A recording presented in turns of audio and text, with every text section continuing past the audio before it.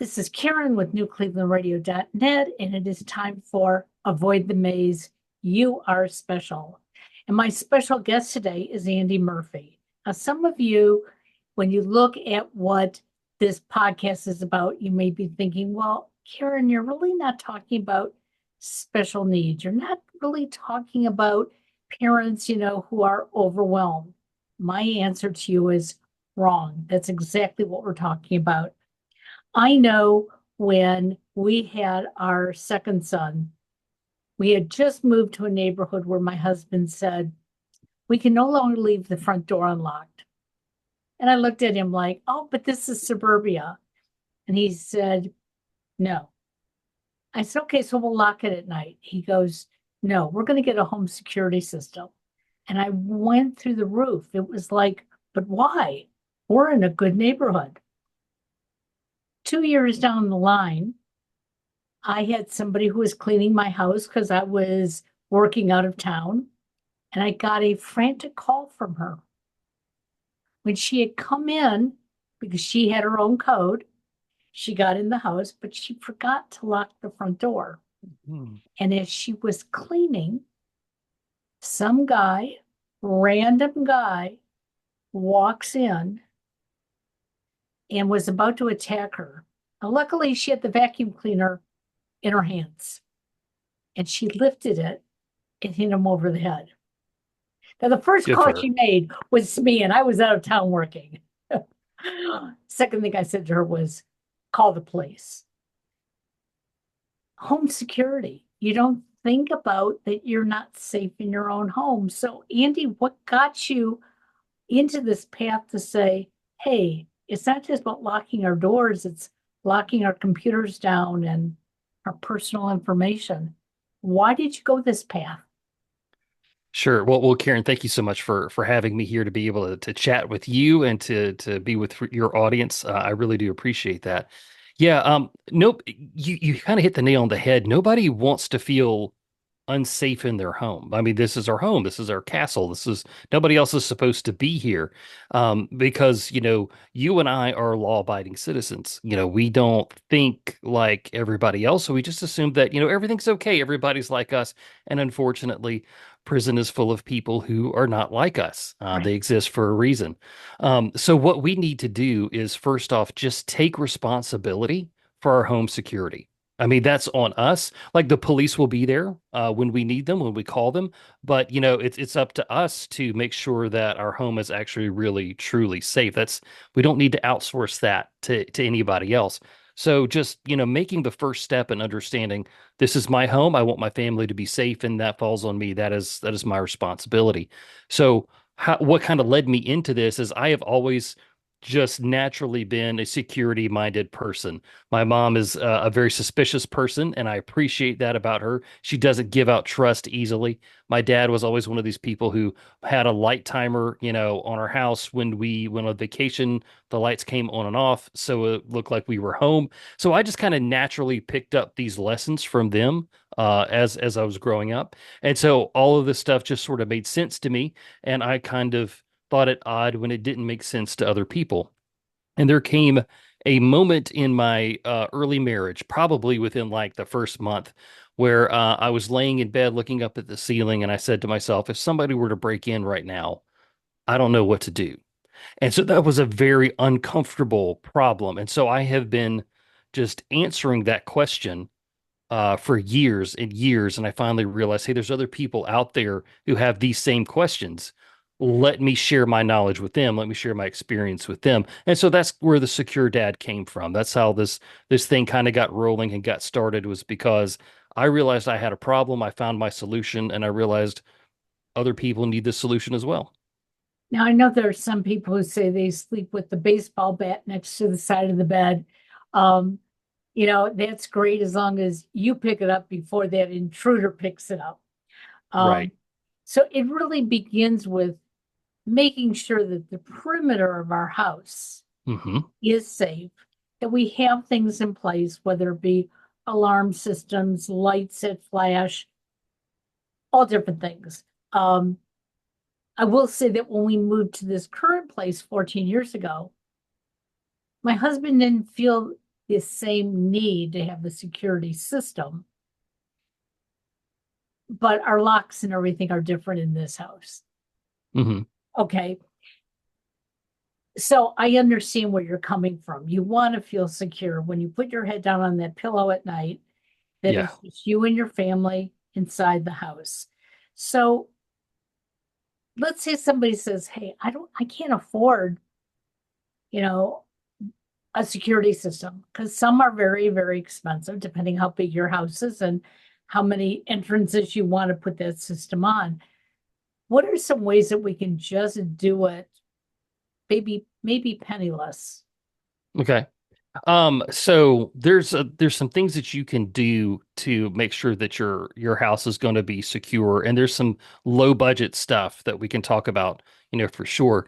And this is also good for people who may be renting their place, who may not be able to install a security system because the landlord doesn't want you to. Right. And I know that's a whole lot of stuff that some people have to jump through. So one of the first things that we can do is just make our home look attended to.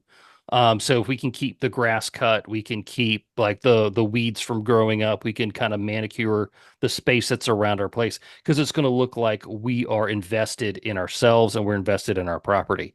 Because if you kind of have a sloppy front yard, people will say, oh, well, if they're sloppy about how their home looks, they're probably sloppy about their security as well. So you kind of want to make your home look like it's taken care of. One of the best things that you can do to keep your home safe is add light to it. And you can go through and, hire a company to come in and do lightscaping and all that sort of stuff, which I think is great. But you can go to Amazon right now and buy a 2-pack of something called dawn to dusk light bulbs. And what those do is they have a little sensor in them, and you'll just screw them into your existing outside fixtures over your door and over your back door, and flip the switch. And these lights will turn on and off with the sun rising and setting. So when the sun sets, they come on and it illuminates your front door. And the front door of the home is the most common way that a burglar enters your house. And that's not me saying that, that's FBI statistics. Right. The third most popular way is the back door. So doors are very important to criminals. It's easy access in and out. So if we can add more lighting to those situations, to those spaces, we're going to create a more difficult route for them to take and a more difficult target for them. So if your home is nice and lit up and looks nice, but your neighbor's is dark, well, they might choose your neighbors. And I hate to kind of say it like that, but that's really the truth. When they're Sure. standing on the sidewalk looking at your house, they're going to say, well, that one's going to be an easier target for me, so that's where I'm going. You don't want them to target your house in the first place. So that's one of the things that you can do. If you do want to have some sort of an alarm, some sort of like early warning system, you can actually go to Walmart or to Best Buy and actually get just those little stick-on alarms that you can put on a door or a window, and all they do is make a noise. They're not going to alert your phone. They're not going to alert anybody's else or anything like that. Just when you open the door, it's going to make this horrible sound, and hopefully that's going to be enough to spook somebody into leaving, Sure. that they'll think that it actually is a real alarm and that the police are coming and that sort of stuff. It'll startle them and they'll run off. You could probably buy those dawn to dusk light bulbs and those stick-on sensors for probably about $15.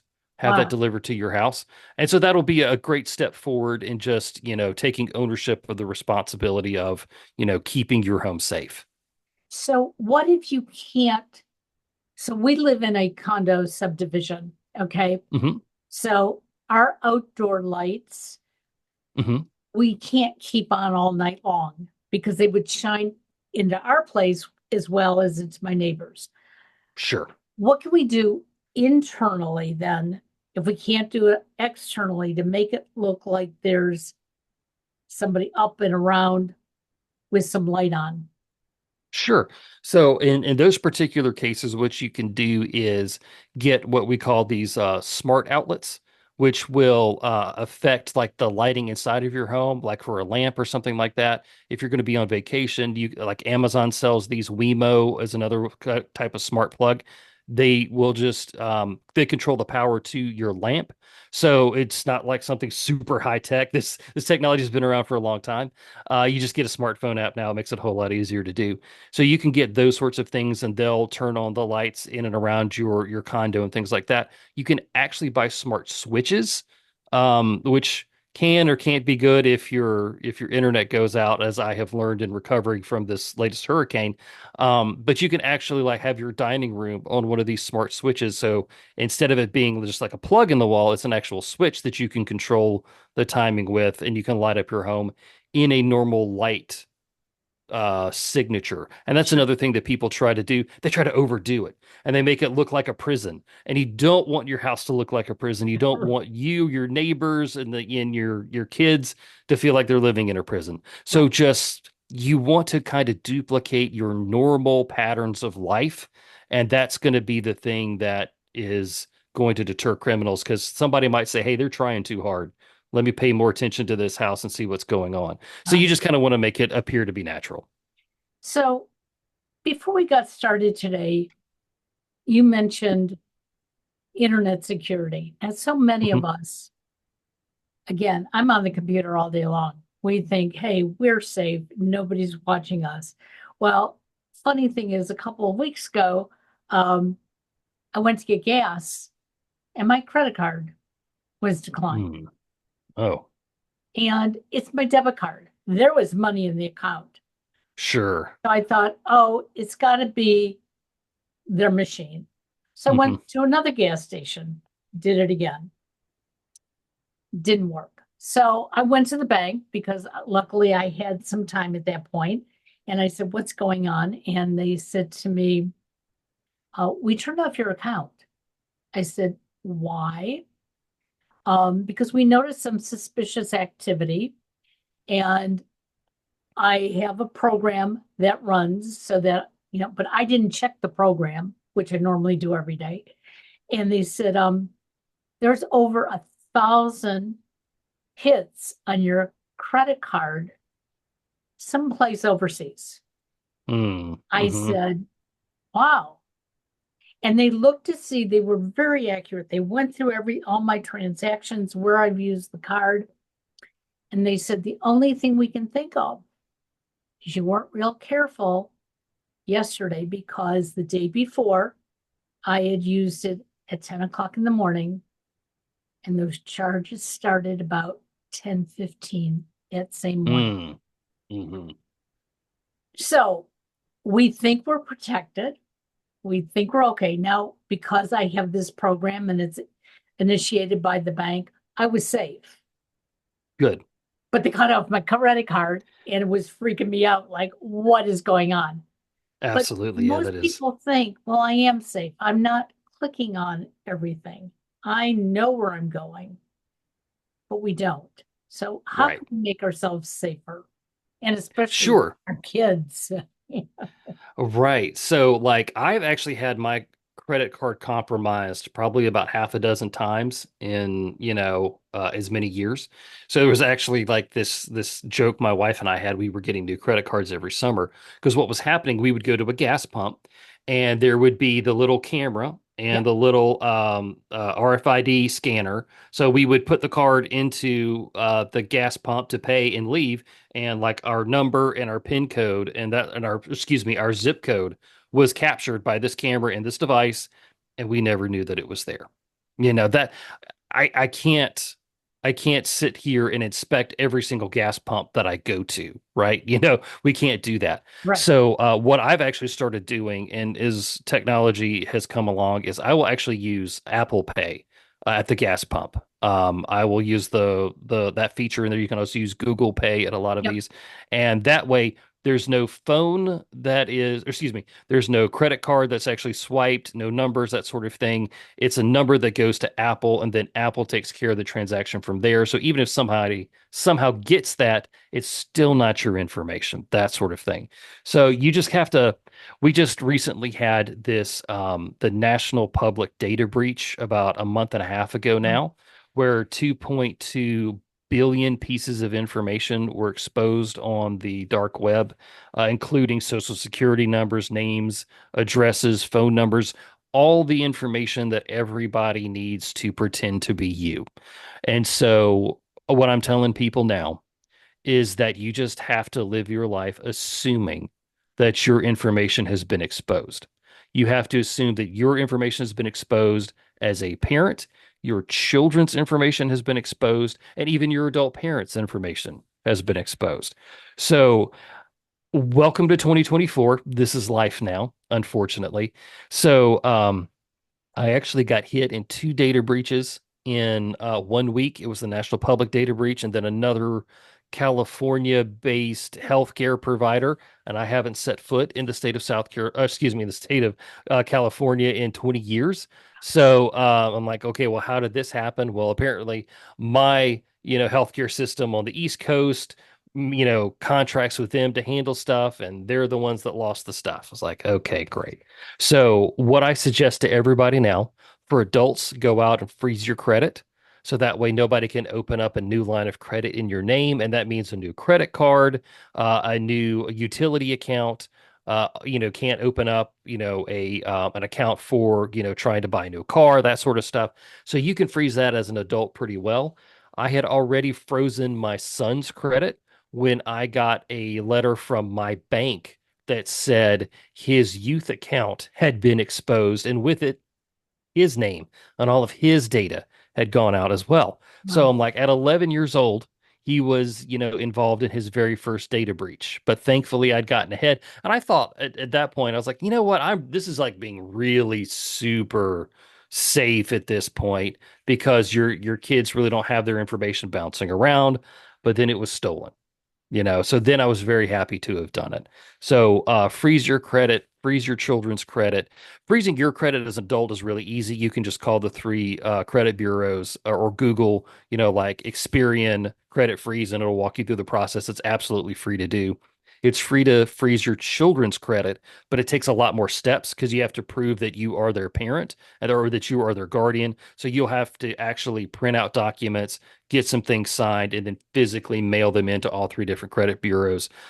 If you're interested, you can go to thesecuredad.com/credit freeze, and there is an entire PDF that's free that shows you the process that I did to freeze it for my son that I know works, and will help you make sense of all those different steps that you have to do. But So, yeah, unfortunately, so yeah. when you freeze your credit, does that mean that Mhm. you can no longer use that card? No, you can still use all of your existing credit cards. That is a phenomenal question.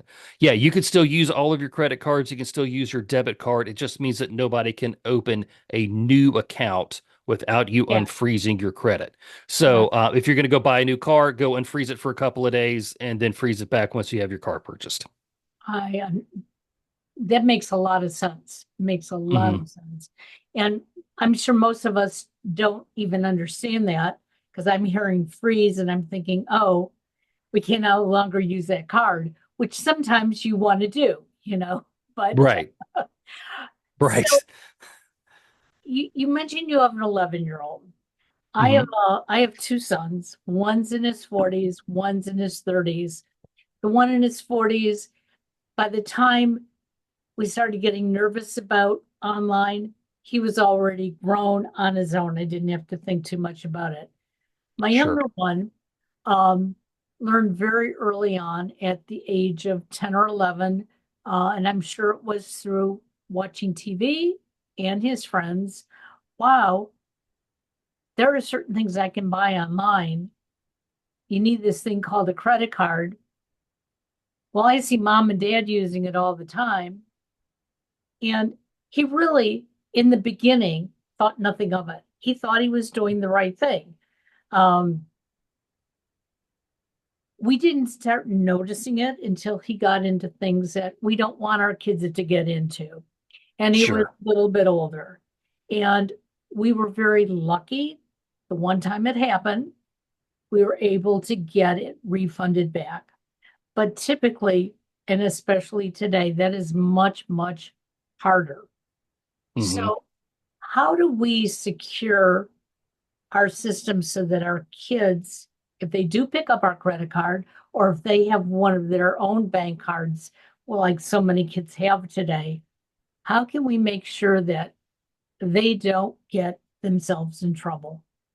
Sure, great question. And another thing that can also get kids in trouble is these prepaid Visa cards. Like maybe you're going to go on vacation and you're like, hey, we're going to put $50 on this card so you can buy, whatever you want to at the hotel. And so those cards can be reloaded. They can be reloaded for cash without you really knowing. So if you've got a teenager who can drive somewhere, they can reload those cards and keep using them almost completely anonymously. But more to your point, with having the card, they have to have physical control over it. So maybe they go to the purse and they get mom's purse, or they go to dad's wallet that's sitting on the nightstand and they get it. Their next step is they either have to physically go somewhere to buy something, or they have to access a device. So device control is really important for parents, for kids. They need to be able to ask permission to go online, to play video games and all that sort of stuff. As a matter of fact, my son just bought a gaming computer that's going to be coming to our house. So we're about to enter into a new level of controlling devices and, internet understanding and that sort of stuff. And we're ready for it. But for most kids who are younger, I would say for the iPad, they don't know what the code is to get into the iPad. They have to come to you to unlock that device so that they can use it. And when they do use it, they use it in a public space like the living room where you can see what they're seeing.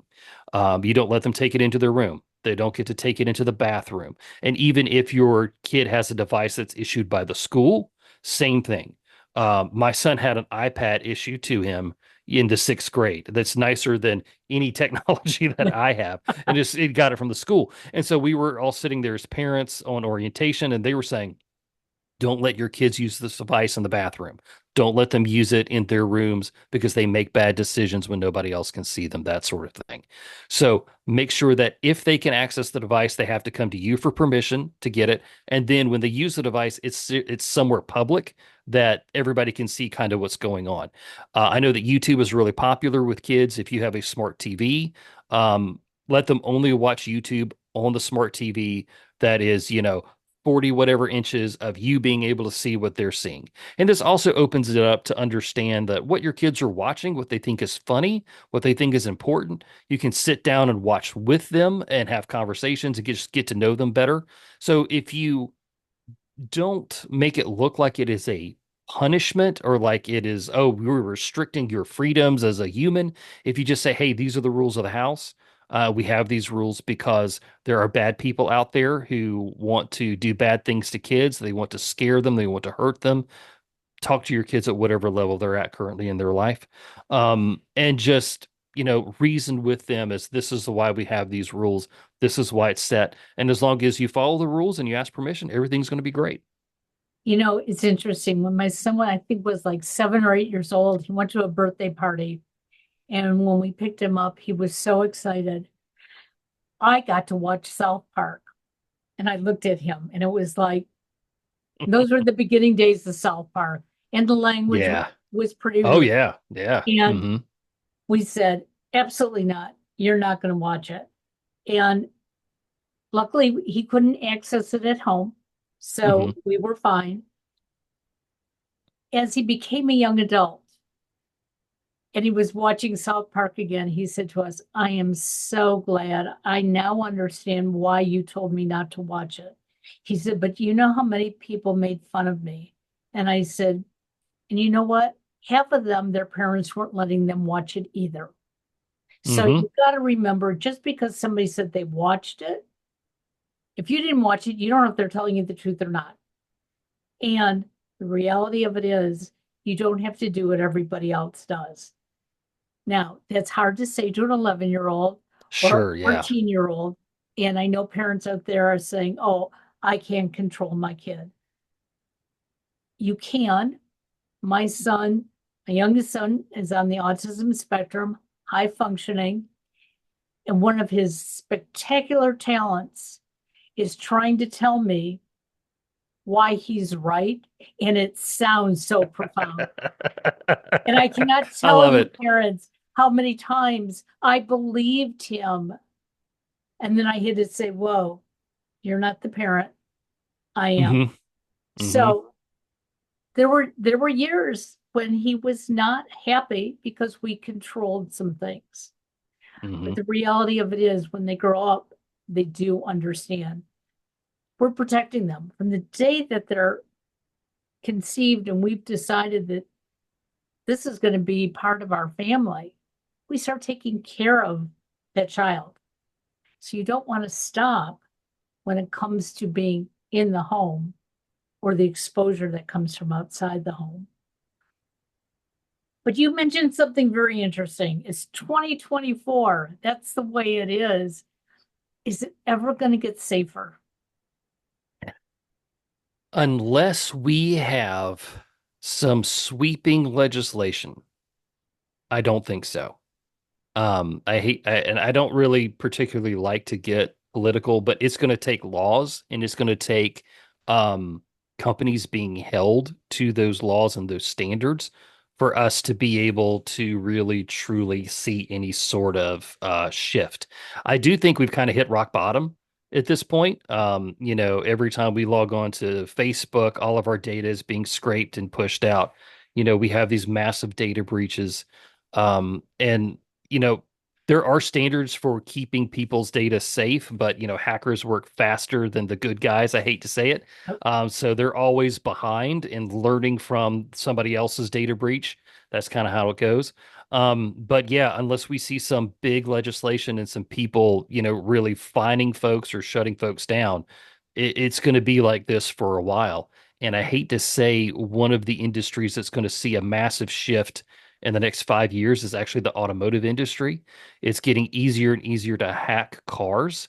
I'm watching videos where people are using apps on a smartphone to hack a Kia car and actually open it up, turn the engine on, all that sort of stuff. So unless the auto industry decides to change how things are done, we're going to see a lot of problems in the next few years, especially if like you drive a car from 2016. Well, all those vulnerabilities in 2024 are pretty much known at this point. We're just waiting for some hacker to come along and say, "Oh, now I can start and drive off of the cars just using my smartphone." That's going to be the next big thing that we see coming. That's pretty scary. Very, Yep. very scary. My son just bought a car about 6, 7 months ago. And the big thing was, hey, put the app on your phone. You don't ever have to worry Mm-hmm. about your key anymore. This will unlock your car. This will start your car. Now he put it on there. He's never used it. Mm-hmm. His thought was, okay, it's my backup. If I were to lose my key, whatever. Sure. And Mm-hmm. because he lives alone, I sort of get that. Okay. Um, but just hearing this is very scary because people hack into our phones all the time. And that's one of the things that I think so many of us, we're sort of still walking around in la la land. Okay. Mm-hmm. Um, my phone automatically locks Mm-hmm. when I'm finished. Good. My husband's does not. He has a delay, but he works in IT. And I keep telling him, you are all over the company and your phone Mm-hmm. is sitting there. I wouldn't do. Right. And he keeps saying, but it's usually on my hip, usually. But that 1 minute that it's not on your hip. Mm-hmm. Um, I also do some IT work, and I was working at a bank the other day. And one of the things we found at this particular bank, they were out of compliance because where their computer is, it's supposed to be behind a locked door. Well, it's Mm-hmm. behind there, but the door is open. And I was Right. hooking up a new monitor, and I had to say to them, number one, you're supposed to be in here while I'm doing this because I could put a thumb drive in there and I could collect all your data. I Yeah. said, but it has to be locked when you're not here because you may have a customer sitting here for a while who may say, hmm, I wonder if I can get some information. And maybe it's innocent, okay? But they put their thumb drive in there and they look something up and wow, they got it. We all have to be more careful, even if it's Mm-hmm. simple, just school Word docs, you know? Mm-hmm. You want somebody to steal your paper and turn it in to their classroom. You don't. So, Mm-hmm. what are some of the things we can do on our computers to make sure that they're a little bit safer, especially for teenagers and young people who are in college who tend to think that they're oblivious? of all this. Right. So, if your kids are still living in your house and you are paying for the device, then that device is yours. It is yours flat out. Like this new gaming computer that is coming to our home. My son has paid for it with his, hard-earned money, and I'm very proud of him for that. But I'm going to tell him, like, listen, you live here. These devices are running off of my power and my internet, so I have control over them while they're here. But you also have to teach your kids to be good digital citizens. And so that means you have to be a good digital citizen yourself. That means you don't start fights on Facebook over stuff. You don't do those sorts of things. You make sure that, you are using a browser that is up to date and secure, that you are locking your device when you're not away, or excuse me, when you are away. I remember I was working for a cable company, and every time we had to get up to go to the bathroom, we had to lock our computer because they didn't want anybody to come in and see what was going on. Either one of your coworkers who was trying to make extra money by, giving, data to somebody else, that sort of thing. Every time you get up, you lock your computer. Even now, I work, like this is my studio here is in my home. When I get up, I lock my computer when I get up and I walk away because I just learned that from, being in that industry. Sure. So those are the things that you can do to keep somebody from kind of like peeking over your shoulder as what's going on. Also, when you're on your phone in public, people can see kind of what's on your screen. You can get these like privacy glass that you can put on your phone, that sort of thing, if you want to. Like if you're on the train, you have to commute back and forth to work. That's probably a good investment that you need to make. You can see what's happening dead on street with your phone, but if you turn it slightly to the side, nobody can see what's on your screen, that sort of thing.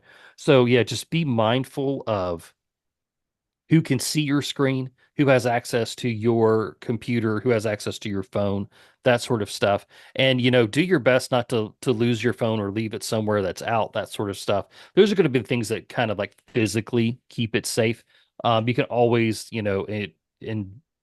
invest in a software or a company that's going to help you with your data management and your passwords and all that sort of stuff. I use a password manager because I can't I Yep. can't keep up with them. So there's this great plug-in for my web browser, and there's an app on my phone that unlocks with my Face ID, or I have to like type in this huge long password to get to the other passwords, that sort of thing. Password managers I used to think were scary because I had a weird interaction with one a few years ago, but I've been using one now for about 2 years, and I can say that that's a great investment.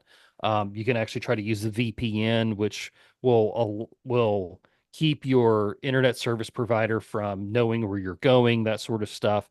It doesn't keep you safe from malware. It doesn't keep you from getting viruses, things like that. But it can like help you protect your layer of privacy. Right. And it's interesting that you talk about the VPN because if you do online banking, a lot of the banks Hmm. won't let you use your VPN. And that's the one time that I really want to. It's like, I want this to Right. be even more secure. Um, Hmm. but, just so that people understand that, the reason I bring it up is once a month, my husband and I sit down to put all of our bills in Hmm. and date them out. And the last 2 months in a row, he kept saying he couldn't get on his computer. Now, his Hmm. VPN is on all the time. Mine Hmm. is on and off. When I'm doing a show like this, I don't need my VPN on. Sure. But he couldn't get into the bank. And I kept saying, well, that's interesting because I type it in. I can get into the bank. He wants it over here and do the banking. And he goes, there's something wrong with my computer. And he kept running everything through his computer to figure out what the problem was. And finally, I said to him last month when it happened again, is your VPN on? And he goes, oh, yes. And I said, well, remember, we can't do our banking with the VPN on. So Hmm. for those of you who are out there saying, well, what good does it do? When I purchase online, my VPN is Hmm. on Yep. so that it can't be traced to exactly who got it and where it gets scrambled. So big question to you, and you may not have an answer, and that's okay. But we have many parents out there who have special needs kids today. We have kids who Hmm. are ADHD, on the spectrum, kids that have some learning. issues. And some of the things that we've talked about today, those kids just have a real hard time understanding. I believe it's up to the parents, but the parents have to feel secure in locking down, freezing accounts, whatever it is. What do you recommend for those parents who say, well, I don't want to be the mean one. I want to be Hmm. my kid's friend. Right. Well, there's some red flag. You're laughing as you say that. So there's some red flags in that kind of thinking. To begin with, I recently did an interview with a former FBI agent and cybersecurity expert. His name is Eric O'Neill. Phenomenal guy. And so he said up front, if you establish what the rules are, that you say, as the parent, I am in control of all the devices in the house. They run through me.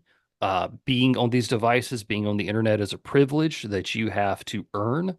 If you set that up in advance, and that way you can have a conversation with your kid, and if they make a mistake, you can skip past the whole they're invading my privacy. How dare you do something like this? They know from the beginning that you're going through their phone, that you have their passwords to social media if you let them have social media, that you have passwords to their devices and all those sorts of things so that you can get into them anytime you want to. And if there's a problem there, then you address that issue. But they need to know up front that everything they're doing online runs through you as the parent. And maybe if you didn't start out that way, start taking steps to start moving towards that as you go. So that way you can kind of just be on the same page from the beginning. Because when they make a mistake, you may not know it. And you want them to be able to come to you and say, hey, I sent a text that I shouldn't have sent. I did something stupid in a group chat. I need some help. You want them to be able to come to you for that help. And so if you just set it up from the beginning that, hey, I'm here to help, I'm seeing what you're seeing, you need permission for all this sort of stuff, you're starting from the same place, and hopefully you won't butt heads as often. It's interesting that you say that because that's how my husband was brought up by his parents. His parents would tell him and his brother from the time they were very little, and this is way before the internet, and even before anybody really had a phone outside the house. But his parents would say, if you make a mistake, come to us right away, tell us what Hmm. it is. We're not going to guarantee you won't get in trouble, but you will get Hmm. in a lot less trouble if you tell us. And my husband tells me the story that when he was 16, before he actually got his license, his father was in the car business. His father brought home this beautiful Mustang. He saw where the keys were. He got in the car and pulling it out of the garage, he scratched it. Mm. And his first thought was, Dad's going to kill me. Dad's going to kill me because illegally I was trying to drive the car. I took his keys without permission. I scratched the car. I'm a dead kid. And when his dad got home, he left the car half out of the garage the way it got Hmm. scratched. Hmm. So when his dad walked in, he saw the car and he said, can somebody explain why the car's there?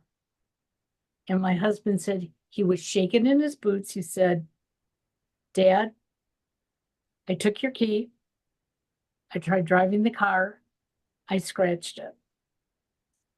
And his father said to him, okay, let's go out and look at the scratch.